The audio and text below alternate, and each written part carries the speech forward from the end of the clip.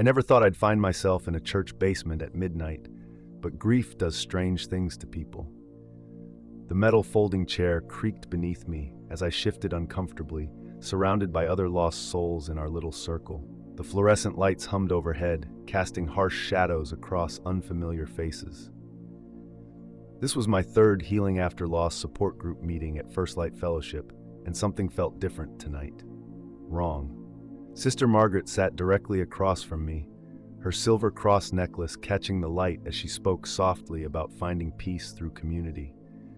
She had that same gentle smile she'd worn when she approached me after Kevin's funeral 3 weeks ago, suggesting I join their support group.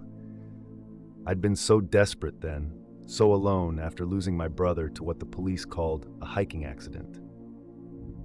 Now watching her hands fold and unfold in her lap, I noticed her knuckles were white with tension.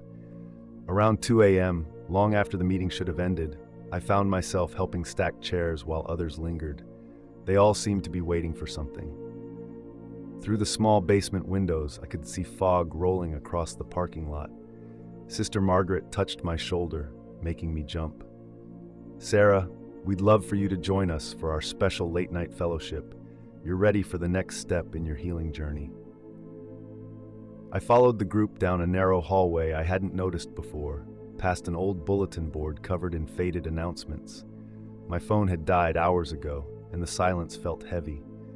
The emergency exit sign cast a red glow across the concrete floor. Sister Margaret led us to a heavy wooden door marked storage, producing a key from beneath her collar. The storage room was larger than I expected, stretching deep underground. Candles lined the walls, and I could make out a large circle drawn on the floor in what looked like chalk. The other group members, David from accounting, who lost his wife, elderly Mrs. Chen, young widow Jennifer, arranged themselves around the circle's edge. Their faces looked different in the flickering light, harder somehow. I noticed a door in the far corner, heavy in metal, with what looked like scratch marks around the frame. It was about 3 a.m. when Sister Margaret opened an ancient-looking leather book. The pages were yellow with age, covered in handwritten text and symbols I didn't recognize. "We've all lost someone," she said, her voice taking on a rhythmic quality. "But what if I told you loss isn't permanent? What if I told you we found a way to bring them back?" My stomach lurched as the implications hit me. I thought about Kevin's accident, his body found at the bottom of a cliff on a trail he'd hiked 100 times. The strange marks on his wrists that the coroner couldn't explain. The way Sister Margaret had appeared at his funeral, though I'd never seen her at our family's church before. I made my excuse about needing the bathroom and slipped away while they were setting up what they called the restoration ritual. Instead of going up, I went down the stairwell I'd spotted earlier. The emergency lights cast strange shadows as I descended. At the bottom, I found another metal door, this one with a small window. What I saw through that window still haunts me. Hospital-style beds lined the walls, with restraints hanging from their sides. Some were occupied by still forms under white sheets. On a metal table, I saw medical instruments that had no place in a church basement. A clipboard hung nearby with a list of names and dates, including Kevin's. I ran. The sound of my footsteps echoed off the concrete walls as I sprinted back up the stairs. Behind me, I heard voices calling my name with a horrible calm. I took corners blindly, searching for the exit sign's red glow. My lungs burned as I pushed through the fire door into the parking lot. My hands shook so badly I could barely get my key in the ignition. As I pulled out of the parking lot, I saw figures emerging from the building in my rearview mirror. Sister Margaret stood at the front, still wearing that gentle smile. 2 cars pulled out behind me, following at a careful distance. I drove straight to the police station and told them everything. They searched the church the next day, of course, but found nothing unusual. The basement storage room was full of Christmas decorations and old hymnals. There was no metal door, no hidden stairwell, no hospital beds. Sister Margaret and the others described me as a grieving woman who had fallen asleep during a normal support group meeting and had a nightmare. They were very understanding, very concerned for my mental health. That was 2 weeks ago. I've moved in with my parents temporarily, changed my phone number, deleted my social media, but they're still out there. Sometimes I see familiar cars parked on our street. David's blue Honda, Mrs. Chen's silver Volkswagen. Yesterday, I got a letter from Sister Margaret. Just a simple note saying they're still holding a place for me in the circle whenever I'm ready to continue my healing journey. The worst part? Last night, I drove past Kevin's house, the one his wife Sarah is trying to sell. A light was on in the basement. Through the window, I saw a figure that moved just like my brother, but the way it turned its head wasn't quite right, wasn't quite human. I keep thinking about those beds in the church basement, about the names on that clipboard, about what exactly they're bringing back.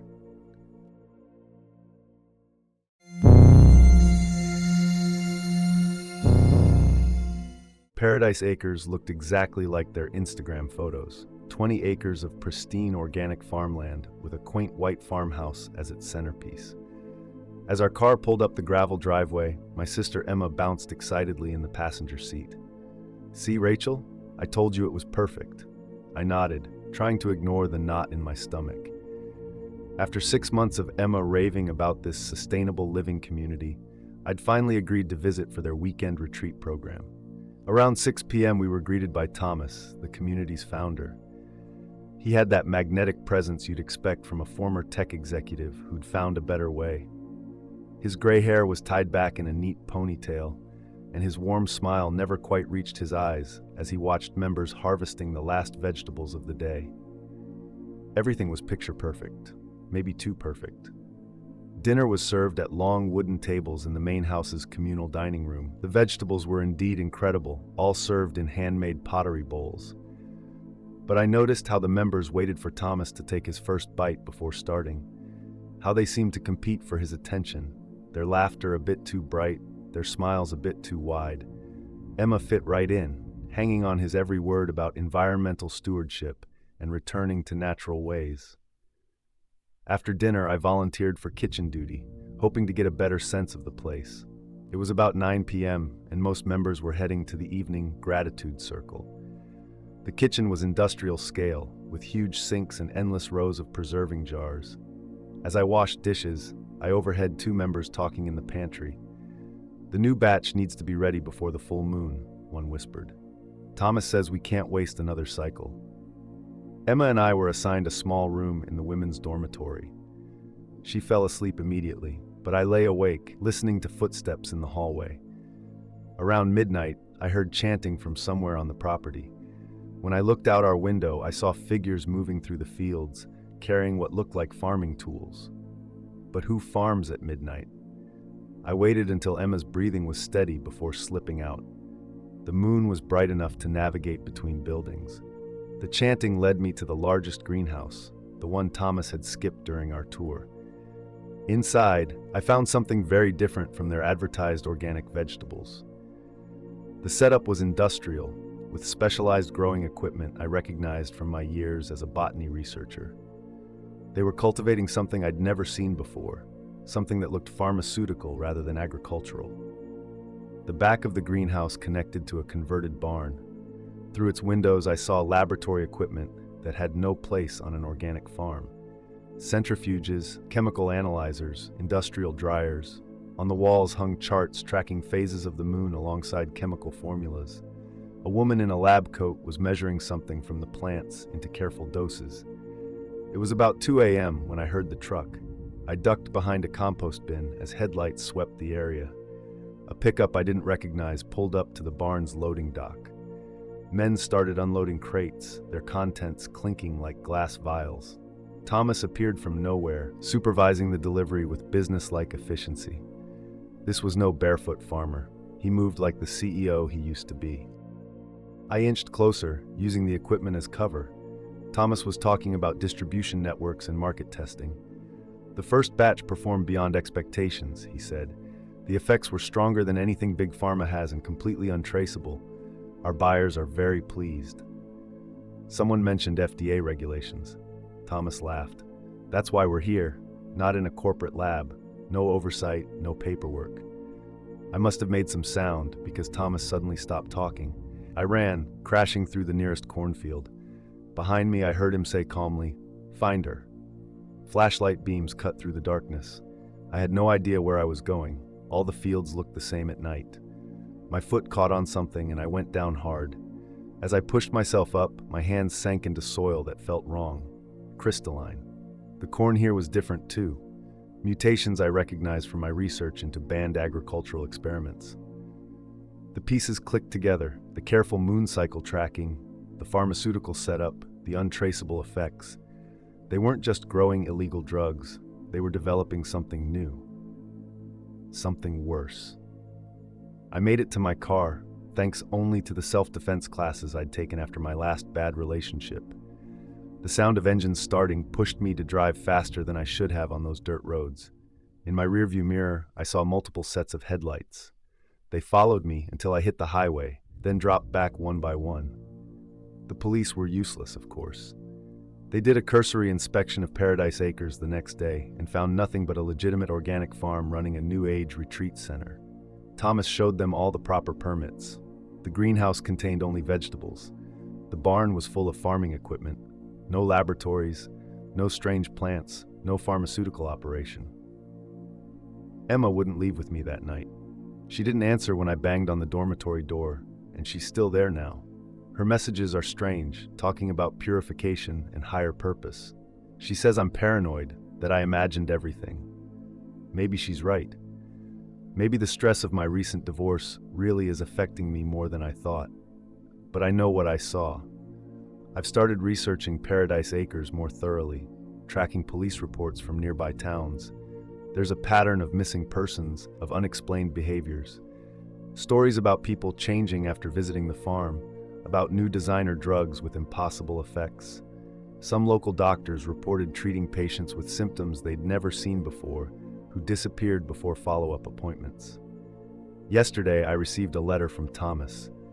Just a polite note expressing concern about my episode and inviting me back to complete my healing journey. But included was a small packet of what looked like tea, made from their special herb garden. The crystal structure of the dried leaves matched what I'd seen in that cornfield. I took it to a lab for testing, but the results came back inconclusive. They'd never seen anything like it. Emma called this morning. She wants me to come back for the autumn equinox celebration. Says she has something important to show me in the greenhouse. Her voice sounded distant, changed. I'm not going, but I can't stop thinking about what's happening in those fields under the moon. About what they're developing and who they're selling it to. About how many more people will disappear into Paradise Acres, looking for a better way of life, and find something else entirely.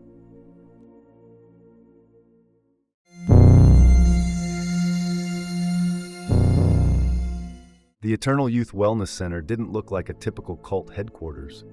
With its sleek glass exterior and Teslas in the parking lot, it resembled any other high-end Los Angeles spa. As the new marketing director, I was impressed by the sophisticated clientele streaming through its doors. Celebrities, tech entrepreneurs, aging Hollywood executives, all drawn by whispered promises of revolutionary anti-aging treatments and cellular rejuvenation. Around 4 p.m. on my first day, Dr. Alina Shaw dropped a stack of NDAs on my desk. "Standard procedure," she said, adjusting her perfectly pressed lab coat.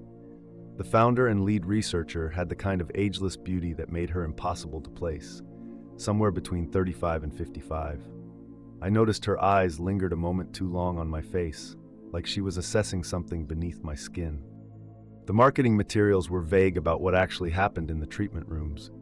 I was told to focus on words like revolutionary, proprietary, and exclusive. What I could see through the glass walls looked more medical than spa-like. Strange equipment with blinking lights, IV stands, monitoring devices. The clients emerged looking dazed but euphoric, their skin glowing with an almost artificial radiance. My first red flag came from Amanda at reception. About 7 p.m., after most clients had left, she pulled me aside. "Watch the full moon appointments," she whispered. "They're different." She seemed about to say more when Dr. Shaw appeared silently behind us. Amanda's face went blank. The next day, her desk was empty. HR said she'd decided to pursue other opportunities. I started noticing other things. The unmarked door in the parking garage that required special keycard access. The late-night deliveries marked only with a Sanskrit symbol. The way certain clients would disappear for weeks, then return looking dramatically younger, but somehow hollow, like something essential had been drained away. Working late one night around midnight, I followed the sound of chanting to the restricted sublevel. Through a viewing window, I saw what looked like a research lab. Technicians in protective gear were processing blood samples, but the equipment was like nothing I'd seen before. The centrifuges glowed with an inner light, and the storage units were marked with the same Sanskrit symbol from the deliveries. Dr. Shaw caught me watching. Instead of being angry, she smiled. "You're ready to understand," she said, leading me to the executive conference room. Security footage played on the screens, what looked like religious ceremonies happening after hours. Clients in white robes, lying in circles around complex geometric patterns. IV lines connected them to central collection points. But what caught my eye was their faces, expressions of excruciating pain mixed with ecstasy. "The human body contains extraordinary potential," Dr. Shaw explained, pulling up client files. "Cellular regeneration, life force, quantum consciousness, call it what you want. We found a way to extract and concentrate it." The before and after photos showed more than just aesthetic improvements. It was like looking at different people entirely. The after subjects were younger, but their eyes were vacant, while the before photos showed normal human vitality. "The process requires willing sacrifice," she continued. "The donors provide their vital essence. The recipients receive the gift of youth. It's a beautiful exchange." She spoke with the fervor of a true believer, but all I could think about was the word donors. The charts showed declining vital signs, cellular degradation, rapid aging. Some donors underwent multiple ceremonies, each leaving them more depleted. I made some excuse about needing the bathroom. The elevator required keycard access, so I took the stairs. Behind me, I heard Dr. Shaw's voice on the intercom, calm but urgent. "Security protocol Omega. All exits sealed." I ran anyway, my heels echoing in the stairwell. The emergency exits were locked, a clear violation of fire code, but I doubted they cared about regulations. Around 3 a.m., I found myself trapped in the sub-basement. The lights kicked on automatically, revealing what looked like a cross between an operating room and a temple. Collection devices lined the walls, their tubes glowing with pale fluid. Ancient symbols were inscribed on modern medical equipment. In the center, a perfect circle of operating tables waited for the next ceremony. I hid behind a storage unit as footsteps approached. Through the gaps, I saw Dr. Shaw leading a team in white coats. "She'll understand soon enough," she was saying. "They all do, once they see the true potential. The hunger for youth is a powerful motivator." Someone mentioned the failed extractions, donors who hadn't survived the process. Dr. Shaw's voice hardened. "Acceptable losses. The weak serve the strong. It's nature's way." I found an access panel to the ventilation system. The metal was cold against my skin as I crawled through narrow ducts, trying to remember the building's layout. Below me, I could hear them searching methodically. Dr. Shaw's voice echoed, "Think of your future with us. You've seen how generously we reward loyalty. You could be receiving treatments instead of providing them." The vent led to the roof. I used my phone to document everything I could: the lab, the equipment, the charts showing donor degradation. Then I dropped my phone and keycard into a rooftop AC unit. Let them think I was destroyed my evidence. The real photos were already uploaded to a secure server, set to release to multiple news outlets if I didn't enter a code every 24 hours. The police raid the next morning found nothing unusual, just a legitimate medical spa with proper permits. The sub-basement had been emptied, the labs converted to storage. Dr. Shaw expressed deep concern about my paranoid episode and suggested overwork was to blame. The clients she paraded for interviews praised their life-changing treatments with cult-like devotion. I'm writing this from a hotel room paid for in cash. The news has started reporting on miracle youth treatments at exclusive clinics around the world, all using similar Sanskrit symbols in their branding. Dr. Shaw is being hailed as a pioneer in cellular rejuvenation therapy. Her own face seems younger every time I see her on TV. The scariest part, looking at my reflection, I understand the temptation. The fine lines starting around my eyes, the subtle sag beneath my chin, they taunt me with mortality. Part of me whispers, would it be so bad to be one of the chosen ones, to receive instead of donate? Yesterday, I received a private invitation to their new, exclusive facility in Switzerland. The letter included a photo of Amanda from reception. She looked 2 decades younger, radiantly beautiful, but her eyes were empty, and behind her smile lurked something hungry, something that had tasted immortality and would do anything for another drop. I won't go, of course, but every morning I search for new gray hairs, noting how my skin has lost its youthful bounce. And I think about those operating tables waiting in circles around the world, about the donors sacrificing their essence drop by drop, serving our endless hunger to stay young. About how many people would choose to be predator rather than prey if given the chance. Dr. Shaw was right about one thing. The desire for youth is a powerful motivator, maybe the most powerful. And as long as there are people willing to pay any price to stay young, there will be others willing to extract that price from the desperate, the hopeful, the lost. The Eternal Youth Wellness Center may be gone, but its principles are spreading, wrapped in Sanskrit symbols and scientific language, teaching the ancient truth that to stay young forever, something or someone has to grow old in your place.